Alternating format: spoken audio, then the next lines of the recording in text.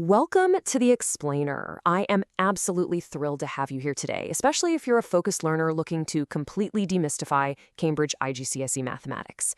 Today, we're unlocking what I like to call the algebraic toolkit. Now look, algebra often gets a pretty bad rep, right? People look at a page just full of X's and Y's and instantly feel overwhelmed. But we're going to change that perspective right now. Think of algebra simply as a language. It's a highly logical, beautiful language that we use to balance scales, solve puzzles, and find missing pieces of information. And just like any trade, you really just need the right tools to do the job. So today we're going to build that toolkit from the ground up using the exact strategies from the Cambridge 0580 syllabus. Let's get into it. Okay, here's our roadmap for today. We'll be hitting translating words to math, solving linear equations, cracking simultaneous equations, tackling quadratic equations, the quadratic formula, and finally, changing formula subjects. Right, starting off with section 1, translating words to math, building the foundation. So, before you can solve any complex math puzzle, you actually have to know how to write it down, right? This is all about taking real-world English descriptions and translating them into mathematical expressions. Think about this for a second. How do you naturally figure out unknown info in your everyday life? If you know, say, a car rental costs a flat fee plus a daily rate, and you know how many days you need it, your brain naturally constructs a formula to find that total cost. You don't even realize it, but you're already doing algebra in your head. Our whole goal here is just to formalize that intuition onto paper. And to formalize it, we use an equation. Simply put, an equation is a mathematical statement proving that two expressions are exactly equal. I want you to literally imagine a classic set of balancing scales. That equal sign, that's the fulcrum right in the middle. To keep those scales perfectly balanced, there is one absolute golden rule. Whatever you do to one side, you must, without exception, do to the other side. You add 10 to the left, you got to add 10 to the right. Divide the right by 2, you divide the left by 2. This balancing act is literally the core logic of everything we're going to cover today. Now here's a fantastic little cheat code from our source text for writing out these formulas. If you're reading a word problem and you suddenly freeze up, like, wait, am I supposed to multiply or divide these variables? Just pause. Swap the letters out for really simple, easy numbers in your head. For example, if you're trying to find the mean height of a group, just imagine 3 people whose heights add up to 300 centimeters. You instantly know you need to divide 300 by 3 to get 100, right? So your formula has to be total height divided by the number of people. It's a brilliant, completely fail-safe way to double-check your logic before you commit to the actual algebra. Moving on to section 2, solving linear equations, dealing with one unknown. Your goal here is super simple. Peel away all the numbers surrounding your letter until that letter is completely by itself on one side of the equal sign. But one of the biggest roadblocks students run into here is fractions. When you see an equation like x over 3 plus x over 2 equals 5, panic usually sets in. So the absolute crucial point when facing these complex linear equations is to eliminate those fractions immediately. Don't try to work with them, destroy them. How? By multiplying every single term by a common denominator. In this case, the common denominator for 3 and 2 is 6. If you multiply every part of that equation by 6, the fractions beautifully cancel out, and you're left with a nice, clean, flat equation. 2x plus 3x equals 30. From there, it's a total breeze to solve. Always, always kill the fraction first. All right, section 3, cracking simultaneous equations, dealing with two missing pieces. So what happens when our puzzle suddenly has two missing pieces, say an x and a y, that we need to find at the exact same time? A single equation with two unknowns doesn't actually have a unique solution. It's really just a line on a graph. But if you have two equations, you can find the exact point where those two lines intersect. We've got two distinct weapons in our toolkit for this: elimination and substitution. You really need to know how to use both, but more importantly, you need to know when to deploy each one. Elimination is kind of like stacking the equations on top of each other and adding or subtracting them vertically so one of the letters just vanishes. Substitution is a bit more surgical. It's taking an expression for one variable from the first equation and injecting it straight into the second. Let's look at elimination first. There's an awesome insider cheat code for knowing whether you should add or subtract your equations. You always check the signs of the letter you're trying to eliminate.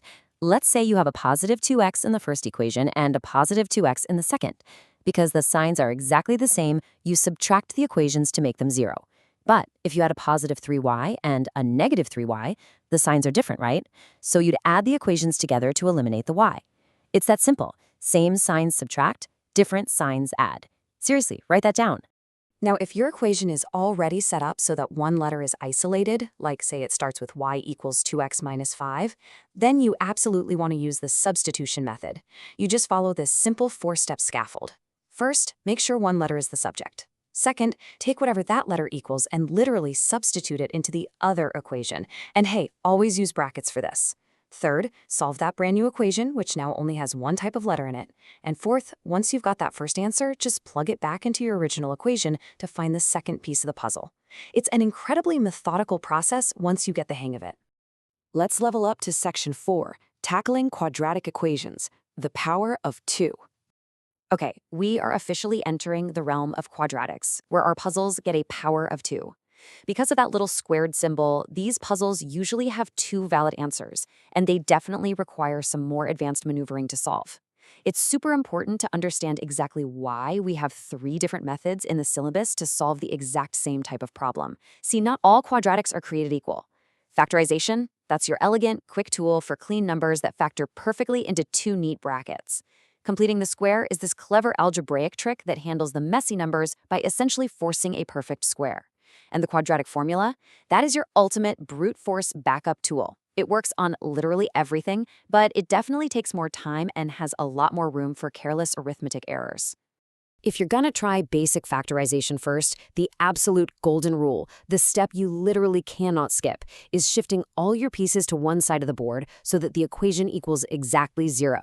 If you've got x squared equals 4x minus 4, you can't solve it like that. No way. You have to bring everything over to the left, making it x squared minus 4x plus 4 equals 0. Only then can you start looking for the 2 numbers that multiply to give your end number and add to give your middle number. But what happens if you can't find 2 clean numbers that factor perfectly? Well, that's where we complete the square. Let's say you have x squared minus 4x plus 1 equals 0. You take the coefficient of the x term, so the negative 4, you have it to get negative 2, and then you square it to get a positive 4.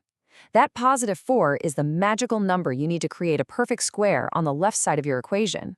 It's just a beautiful manipulation of the numbers to force the algebra to do exactly what you want. Section 5, the quadratic formula, the ultimate brute force tool. Sometimes you're sitting in an exam, the clock is ticking, and factorization is totally failing you. Completing the square just feels too tedious. That is when we open the case and bring out the heavy machinery. Here it is, the quadratic formula in all its glory. Now, depending on your exact syllabus tier, you might not even need to memorize this from scratch, but you absolutely 100% must know how to use it flawlessly. It's really just an exercise in carefully extracting your a, b, and c values from your quadratic equation and plugging them securely into this structure. Your a is the number in front of x squared, b is the number in front of x, and c is that number dangling at the very end. But listen up, because here is exactly where examiners try to trap you. The formula is x equals negative b plus or minus the square root of b squared minus 4ac all over 2a. The biggest killer? That minus 4ac section under the square root. Students constantly mess up the negative signs right there. Remember, if your c value is negative, then a negative times a negative becomes a positive. Also, when you draw that line for the fraction, make sure you divide the entire top row by 2a, not just the square root part. Accuracy here is absolutely everything. Finally, Section 6, Changing Formula Subjects, Rearranging the Board. For our final level today, we're looking at what happens when there are basically no numbers at all. You're just faced with a sea of letters, and the question is asking you to make a different letter the subject of the formula.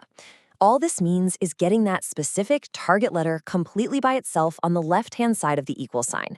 I always tell learners that changing the subject is exactly like peeling an onion. You identify your target letter right at the core, and then you use inverse operations to strip away the outer layers one by one. If a formula says A equals B plus C, and you want B to be the subject, you look at the outer layer, the plus C. The inverse of that is to subtract C from both sides. Suddenly you have A minus C equals B, and boom, you've successfully peeled the onion. Just keep applying inverse operations, addition against subtraction, multiplication against division, until your target is standing all alone. And this brings everything full circle. There's this really reassuring fact straight from the Cambridge source material. Formulas can be treated in the same way as equations. All those rules we discussed at the very start, the balancing act, doing the same thing to both sides, eliminating fractions first, they all apply perfectly here, even when there isn't a single digit in sight. The logic of the math language never changes. Which brings us to the end of our algebraic toolkit. From translating simple words all the way to wielding the quadratic formula, you now have the structured blueprint you need to solve these puzzles. So I've got a question for you. Which specific equation type, linear, simultaneous, or quadratic, do you still find the trickiest to balance? I'd highly encourage you to rewind this explainer, pause on the slide that challenges you the most, and just practice those steps until it clicks. You've got the tools now, it's time to go build that understanding. Thank you so much for joining me on this explainer, and keep learning.